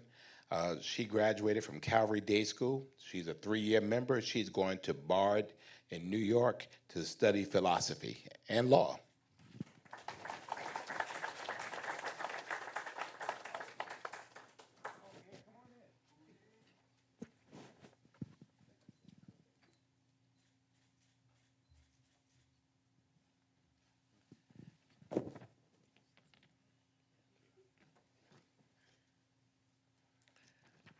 Brooklyn Howell graduated from Islands High School. She's a 3rd-year youth commissioner. She's going to Tuskegee University to study animal science.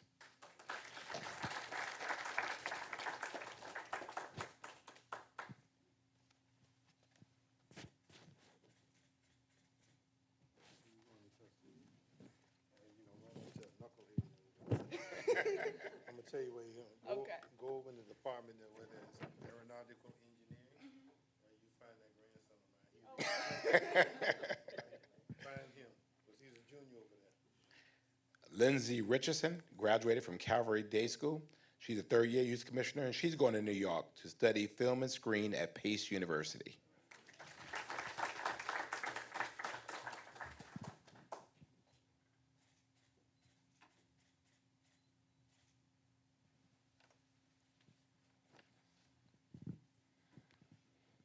Caden Fisher graduated from New Hampstead. He's a 3rd-year youth commissioner. He's at Savannah Tech, but he will be going soon to Georgia Southern to study nursing.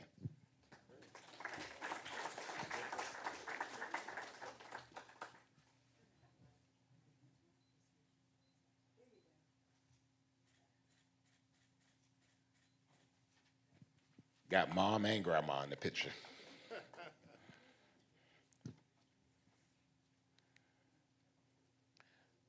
Melissa Osborne graduated from Woodville Tompkins.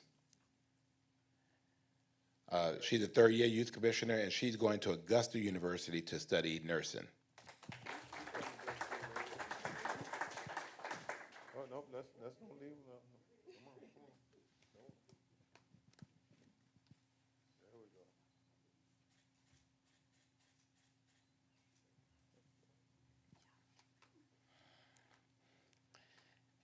Ava Brown graduated from Woodville Tompkins. She's a 3rd-year youth commissioner. She's going to Albany State to study health science, and we forgive her.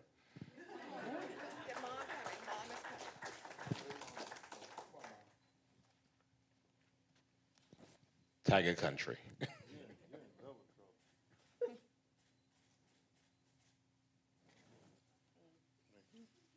Still from the best school there is. Mikey Burns is a third-year youth commissioner, graduated from Savannah E-Learning Academy and is going to Kent State to study air traffic management.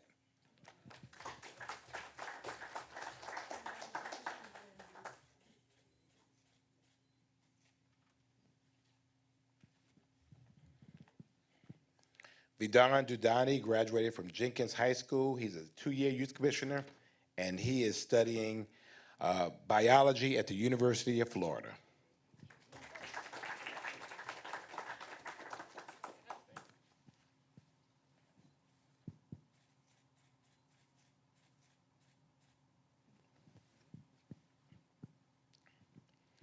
Kushi Patel is a second-year youth commissioner from Savannah Christian. She is going to Kennesaw State to study psychology and criminal justice.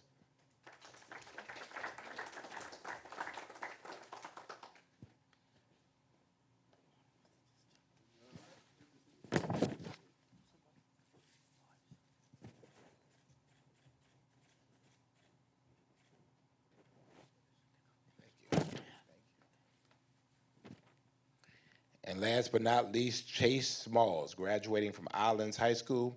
She is a first-year youth commissioner. She's also going to Tuskegee University to study animal science.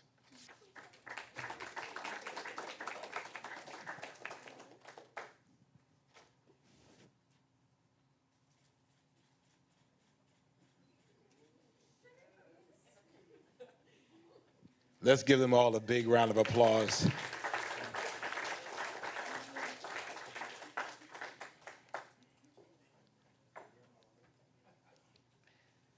So, ladies and gentlemen, for some brief remarks, our chairperson, Sierra Lowry.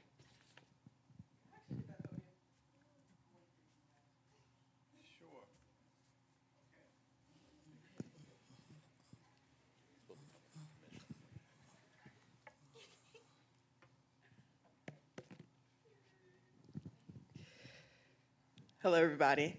Thank you for letting me come here today and give a few remarks. My time in Youth Commission has been a time characterized by significant growth. Growth in my understanding of what it means to lead, to serve, and most importantly, to learn. Each and every one of you have taught me what it means to foster authentic relationships for the sake of service. The small thing that you guys do have given me the strength to continue my time in Youth Commission, even when it felt like I didn't want to. Watching you all file into this room on Wednesdays, listening as you present what you've learned at commission meetings, and most importantly, sharing an organization that I love with some of the best people I could have ever met. When I was writing this, I was met with swarms of memories that I know I will never forget. Running around the Museum of Natural History just an hour before it closes, meeting lawmakers on Capitol Hill, and debating countless topics at the back of the bus during long treks across the East Coast.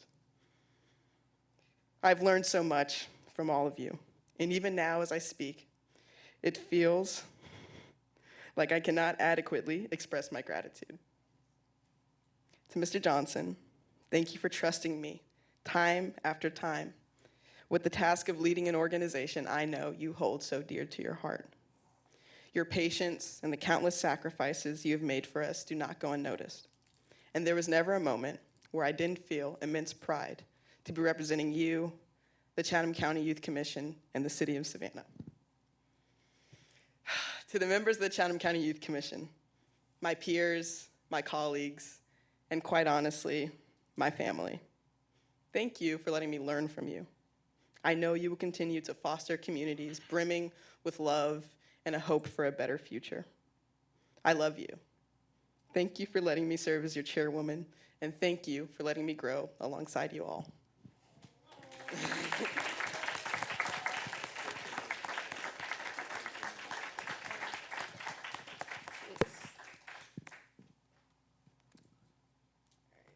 Hello, everyone. I am Brooklyn Howells. I am the past secretary of this youth commission this past term, and just have a few remarks. First, I would like to say thank you to my mother, even though she, at first was a little timid to let me go. I appreciate that she allowed Mr. Johnson to let me go on multiple trips every single Wednesday when I'm coming home a little bit later than what she would probably like, because I know she loves me around all the time, and, and allowing me to grow as a person. So I would like to thank my mother, the advisors, and of course, Mayor Van Johnson. CCYC has helped me grow as a leader, not only from the countless meetings we had on Wednesdays and long debates on what we should do in terms of community service and how we should get out in the community, but the trips we took. NLC, I did twice. And the first one was a little rocky. As Mayor Van Johnson likes to say, I broke my leg. I just twisted my ankle, was on crutches, and we were in freezing cold, and I was really slow. But not only did they take care of me, which made me understand that they're my family, they ensured that I made it to all the networking, all the workshops, and it just helped me grow and understand that there's nothing that can really stop me. And not only did we do trips, we did different, like Parent University, Peace in the Park, and millions of other community service. We had definitely over 100 hours just off of a couple months alone. So not only was I getting to interact with many other youth, I was getting to serve my community. Projects that I've loved to participate in, especially were Parent University. I don't know if y'all have been able to attend, but it allowed me to interact with not only children, but parents as well, being able to see how they want to make life better for their children, and getting to interact with the youth and telling them how life is in, you know, high school, and just getting to mentor them. But not only did I mentor younger people, I got mentored by many others. Not only just from the people in Youth Commission, but from people outside of Youth Commission, such as the NLC trip, the trips we took to Tampa, where we got to meet mayors, we got to meet senators, we got to meet anyone you could think of, we got to meet, interact with. They actually heard us, understood us, and allowed us to voice our opinion. Youth Commission has taught me that it's not about growing up and voicing your opinion, it's voicing your opinion then and there. Youth Commission allows you to talk to many people that you don't have to be 30 in order to get your opinion heard. You can be heard right now, and your point is valid, and you can learn from them, and they can also learn from you. So I encourage everyone that has the opportunity to join Youth Commission, get everything you can out of it, go on every trip you can, and I would just like to thank you all. Thank you for 3 great years.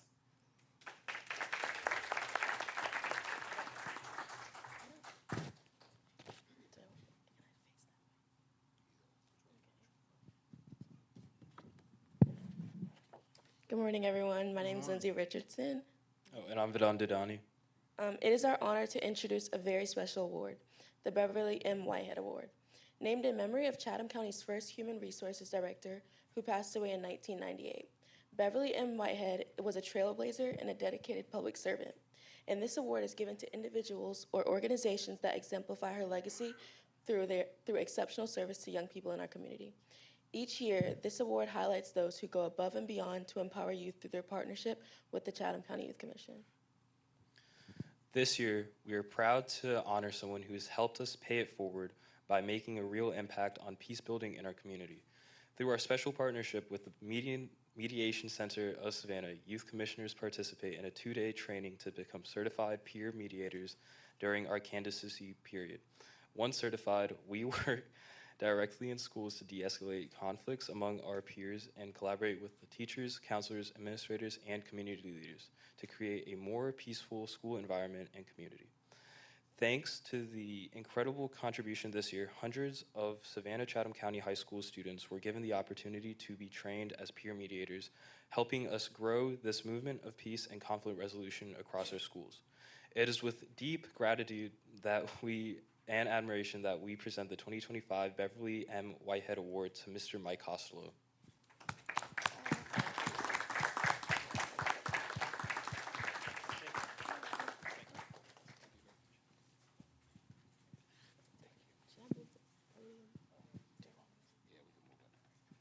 I have to speak? Okay, good. I got involved with the Youth Commission through my friendship with Mayor Johnson, and I wish I could do more than just contribute. I wish I could give more time, but which I hope to do, and we will definitely give more money. But the youth is important to us, and we had a lot of leaders, I did in my past, that helped me get to where I am today, or where we got today. And I got an opportunity to interact with a few of you before today, today's meeting, and I'm at a loss for words, which you find that difficult to be, but I'm very moved by this. Rick and I try to do a lot and give back, and we're very thankful for,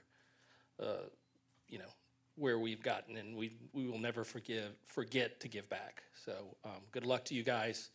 I will say this: remember, when you become successful, don't forget to give back, because someone stood here 30 years ago and gave me an opportunity, so I'm able to stand here, and so we can give to you. So don't forget to give back when you become successful. So thank you, everybody.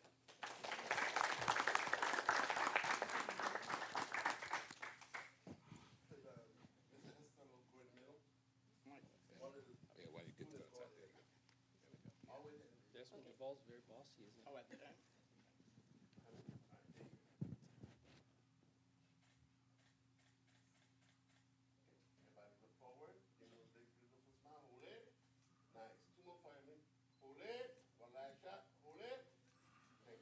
Is that the diet lens? Hold it. Mr. Chairman, we have one more presentation, probably the most important award in Youth Commission land. So would you come forth, please?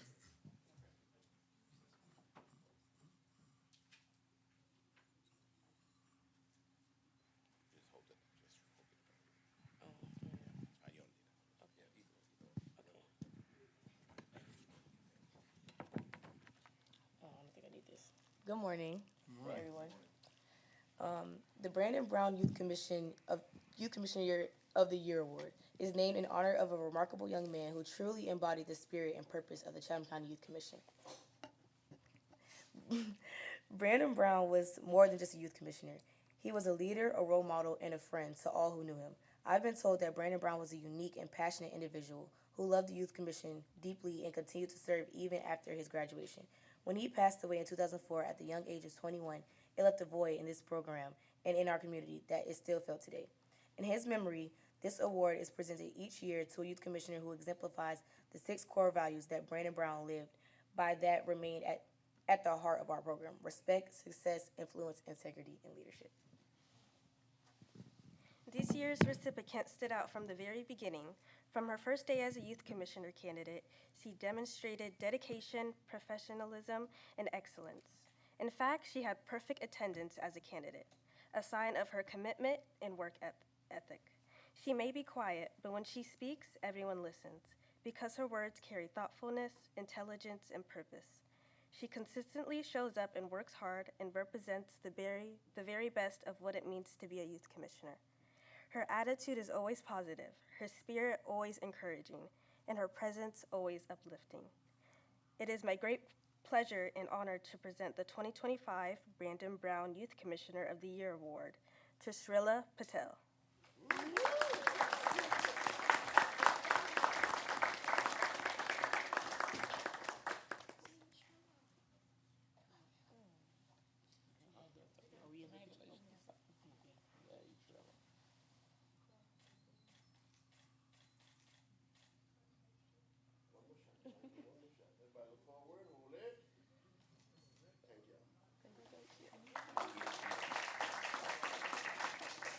Mr. Chairman, Commissioners, thank you.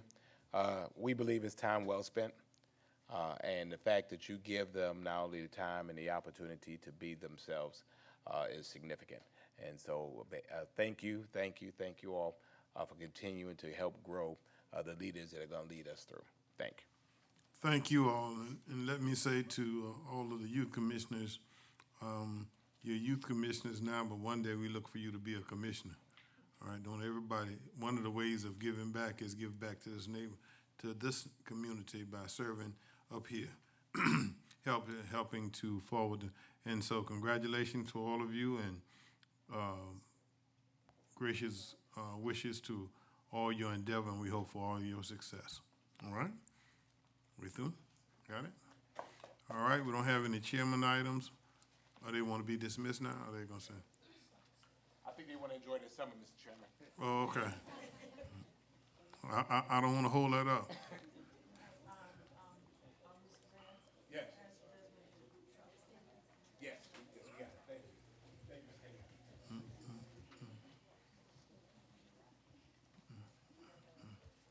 All right. Thank you. Thank you. Good to see you again. All right now.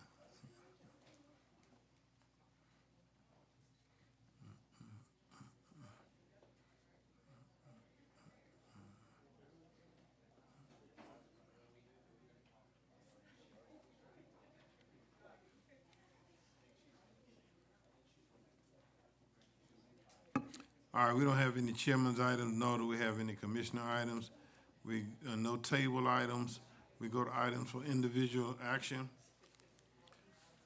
To request board approval of the following budget amendments and transfer: one, in the general fund, A, transfer $150,000 from contingency to other financing use, other purchase services. B, transfer $90,000 from Blueprint contingency to increase Greenbrier payment to others, $60,000, and increase transfer out to the capital improvement program, $30,000. In the confiscated asset fund, appropriate fund balance $327,005 to increase in C&T federal budget.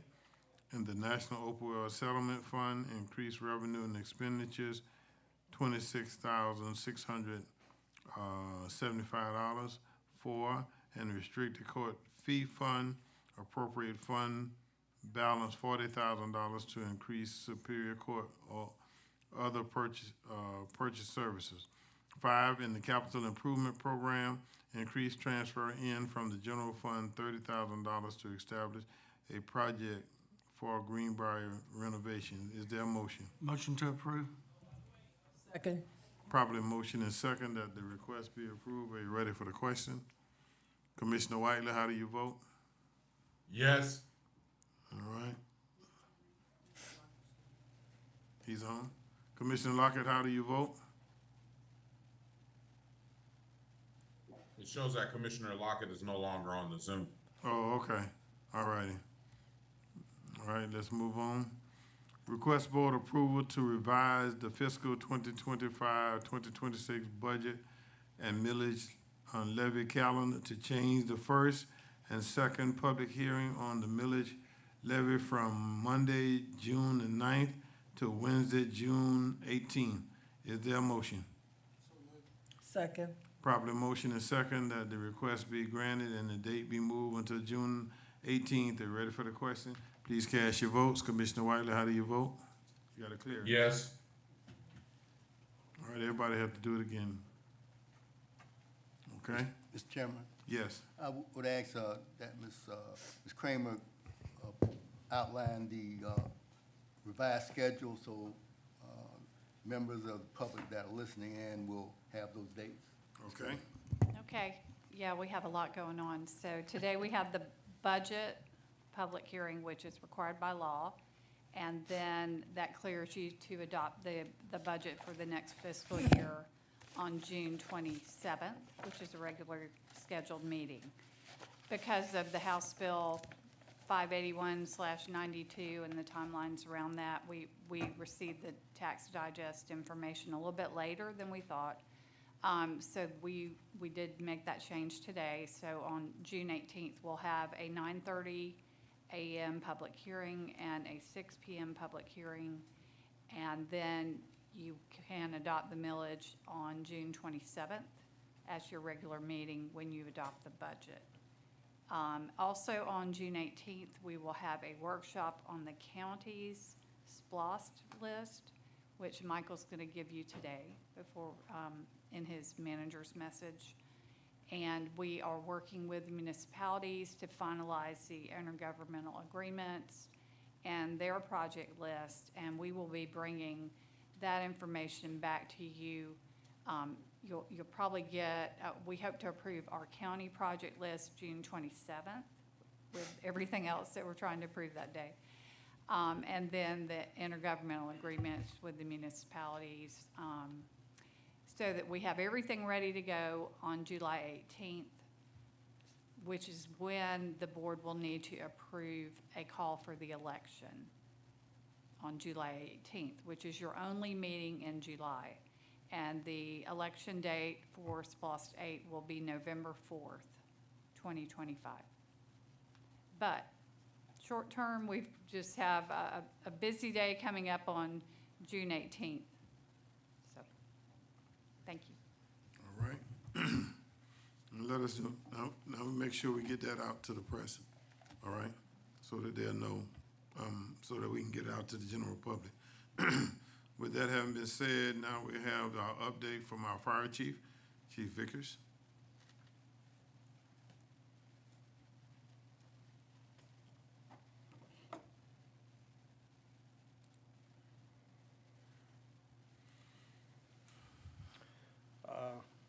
Good morning, Chairman, Commissioners, managers, and staff. Thank you for having me. We'll get right into this so we can be brief. This is our quarterly report. What we're going to be covering today is operational highlights, community engagement, conclusions, and next steps, and see if you guys have any questions. And of course, feel free to stop me whenever you need to. This is our January 1 through May 31st. These are our numbers. We show you monthly breakdown overall for 2025 and then in a comparison to 2024. If you'll notice that some of them are a little bit higher, slightly higher, some of them are a little bit less, but overall we're running the same numbers as we did last year at this time.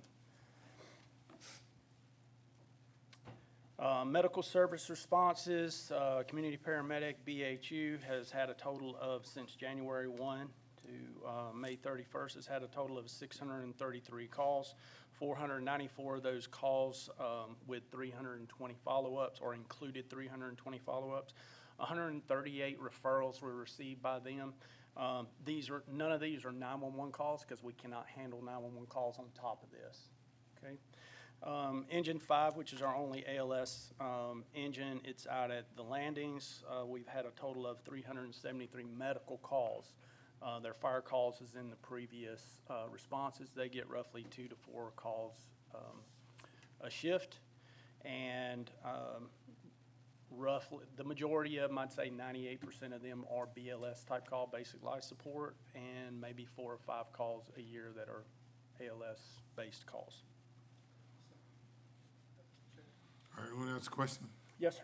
Although you stated that out of the 633 calls were not 911, how are those calls received? So some of those, so we're not dispatched to 911. We listen out throughout the county. You know, we support Savannah, all the municipalities, and we listen to and self-assign. So we're not dispatched by 911 calls. But there are 911 calls. But there are 911 calls in it, but we choose to place ourselves on it.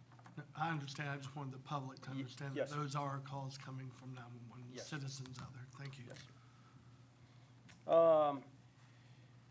Some of the services, these are just some pictures and stuff of some of the services or people that have been affected and impacted by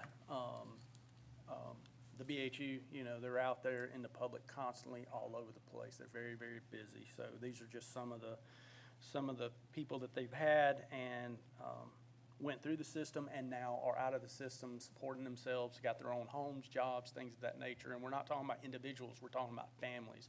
On the bottom right-hand side, that's a family that was affected. And now they're out of the system and they're flourishing. So that's what we want to hear.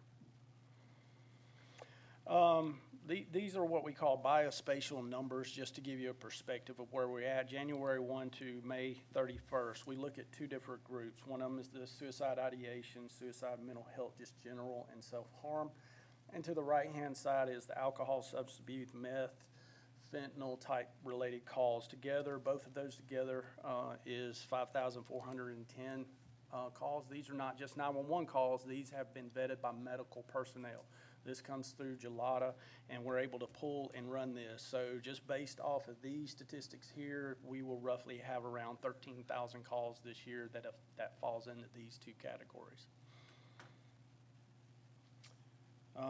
Here we had our open house on April 29th out in Georgetown at our Grove Point station. That's our Station 3 and Fire Training Center, where we opened up for the commissioners as well as the community to come out and look at some of our new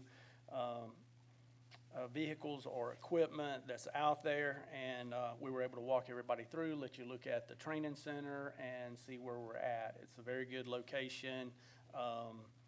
The equipment that was listed out there is very much needed and is put into place every single day.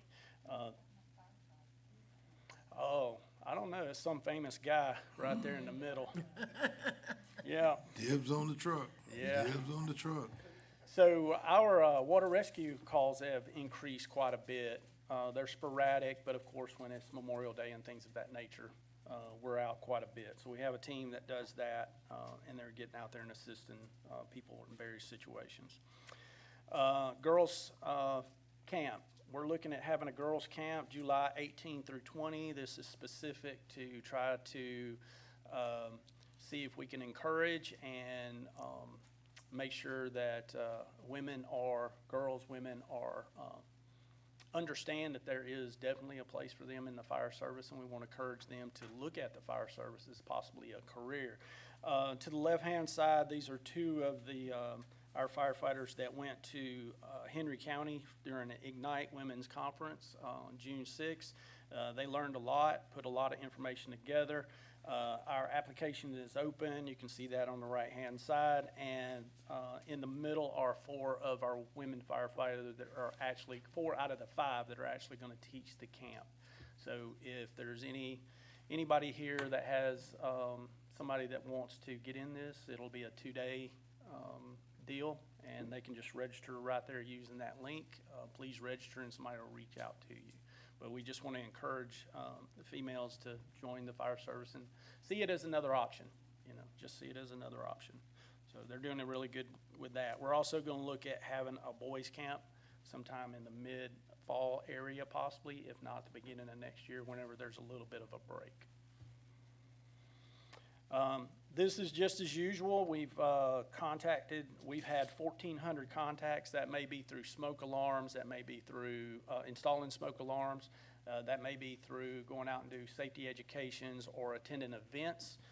So we've had 1,400 contacts so far this year. Want to emphasize that we do have a smoke alarm installation program. We work with Red Cross very, very closely.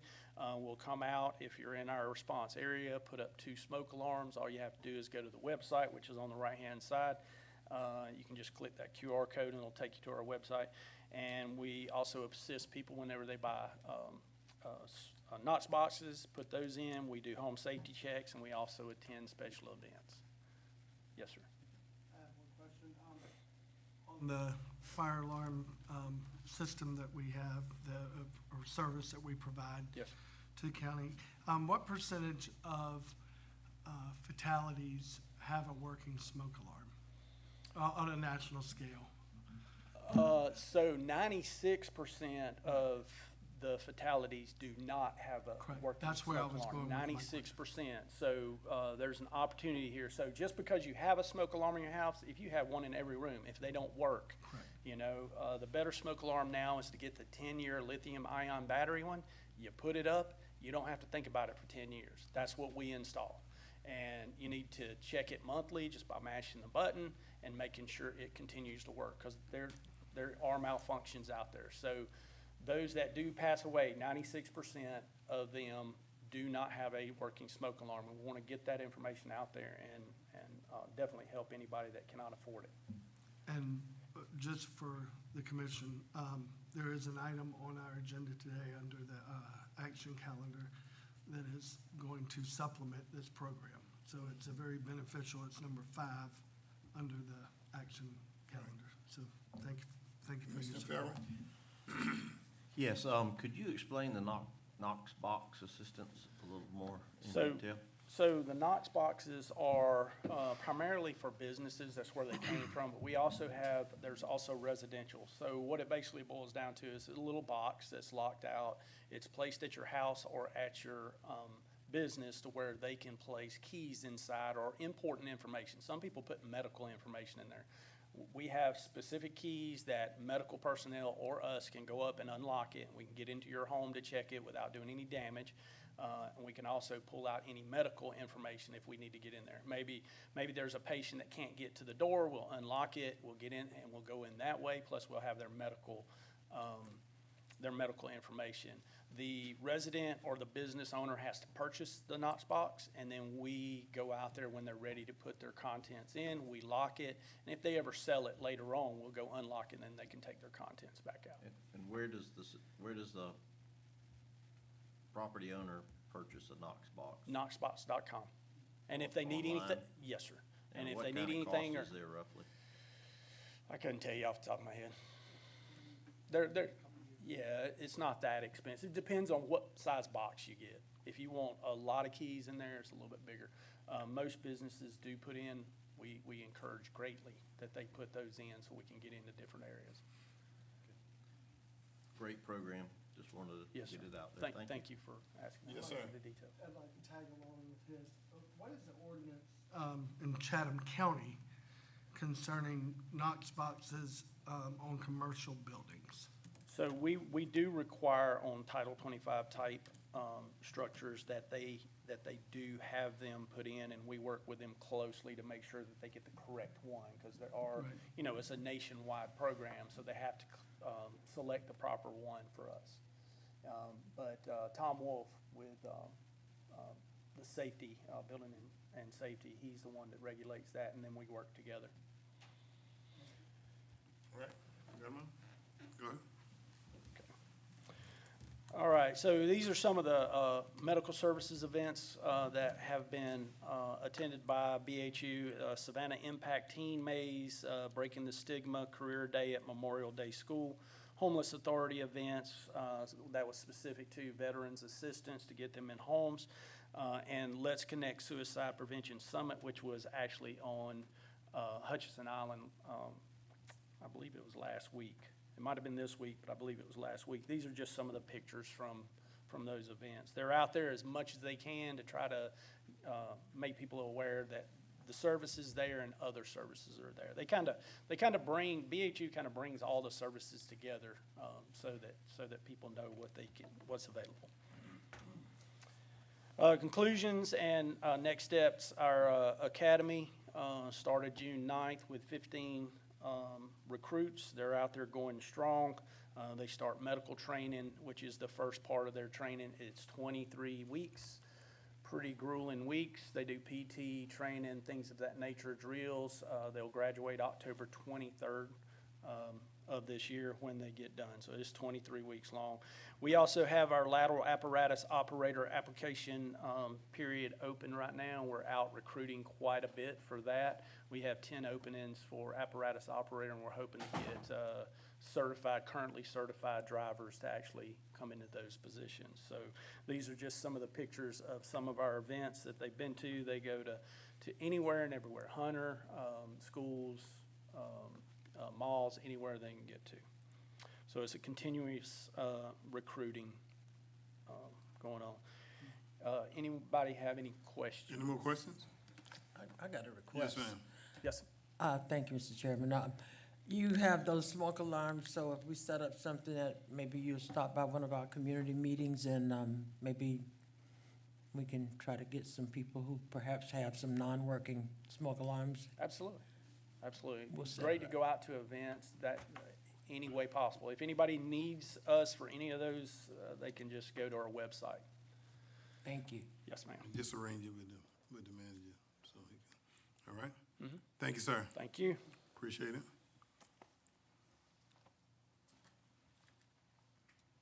All right, let us go now to the action calendar.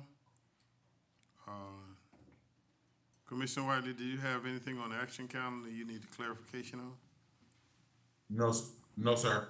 All right, so may I have a motion to approve the action calendar in its entirety? Motion. Second. Second. Properly motion and second that we approve the action calendar as entirety. Are you ready for the question?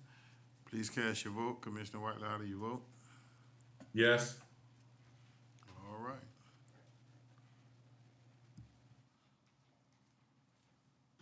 We don't have any first readers or second readers, so Mr. Manager, we're in your hand for information.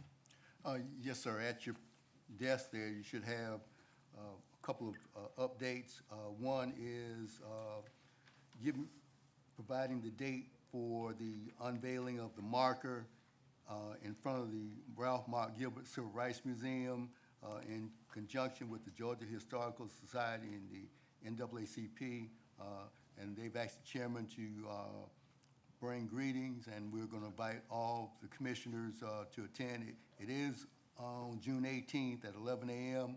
I know we have a full day that day. We will have our first public hearing on the millage at that morning, and we'd ask that you make time to go over to the Civil Rights Museum at 11 for that unveiling ceremony.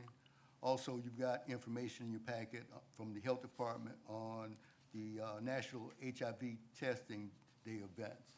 And those are my updates, Mr. Chairman, and I'll also be handing out a draft copy of the information for our SPLOS workshop that will also be held on Wednesday. All right. There is a need for us to have an executive session. All right, so may I have a motion to recess into the executive session? For litigation, acquisition, and appointment. Mr. Chairman, I make the motion that we adjourn, please. Second. Properly motion and second that we recess until the executive session. Are ready for the question? Commissioner White, how do you vote? Yes. All right. We're in recess.